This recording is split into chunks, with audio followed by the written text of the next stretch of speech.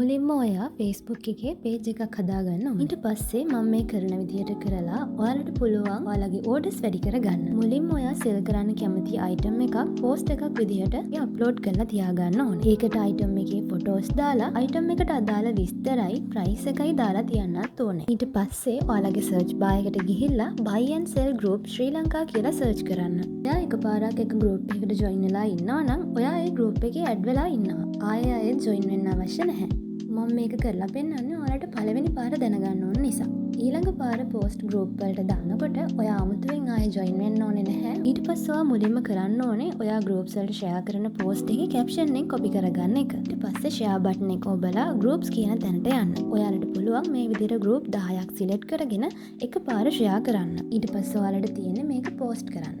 මේ විදිහට ඔයාලට පුළුවන් boost කරන්න නැතුව ඔයාගේ product එකක් groups වලට share කරලා sell කරගන්න. මේ වගේ තව අලුත් අප්ඩේට්ස් අරගෙන එන්නම්. ඔයාලට මේ වගේ තව වීඩියෝස් බලාගන්න පුළුවන්. Fortune YouTube channel එක subscribe කරලා තියාගන්න.